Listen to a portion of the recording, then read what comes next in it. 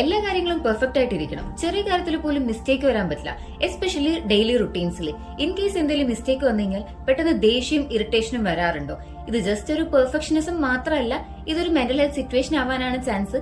അതിന്റെ പേരാണ് OCPD, obsessive compulsive personality disorder. എന്താണ് OCPD? നോർമലി OCD എന്താന്ന് എല്ലാവർക്കും അറിയായിരിക്കും, ബട്ട് OCPD എന്താന്ന് അറിയാനുള്ള ചാൻസ് കുറവാണ്.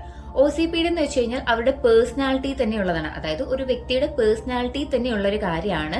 എല്ലാ കാര്യങ്ങളും വളരെ പെർഫെക്റ്റ് ആയിരിക്കണം, ഓർഡറിലായിരിക്കണം അറേഞ്ച് ചെയ്തിട്ടുണ്ടാവേണ്ടത്. അതുപോലെ റൂൾസ് ആൻഡ് റെഗുലേഷൻസ് എല്ലാം ഭയങ്കര പെർഫെക്റ്റ് ആയിട്ടായിരിക്കും അവർ മാനേജ് ചെയ്ത് കൊണ്ടുപോകുന്നുണ്ടാവുക.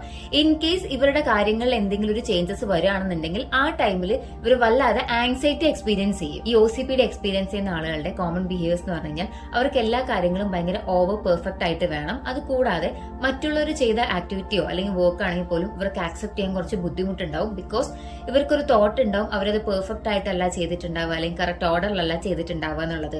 അത് കൂടാതെ ഇവർ ഫോളോ ചെയ്യുന്ന റൂൾസും ഡിസിപ്ലിനും ഒക്കെ ഓപ്പോസിറ്റ് നിൽക്കുന്ന ആൾക്കോ അല്ലെങ്കിൽ ഒരു നോർമൽ പീപ്പിൾ നോക്കുന്ന സമയത്ത് ഭയങ്കര ഓക്വേർഡ് ആയിട്ടും ഡിസ്കസ്റ്റിംഗ് ആയിട്ടായിരിക്കും തോന്നുന്നുണ്ടാവുക. കാരണം എന്തിനാ ഇത്ര പെർഫെക്ഷൻ നോക്കുന്നു എന്നുള്ളൊരു ഫീലിംഗ് ഉണ്ടാവും.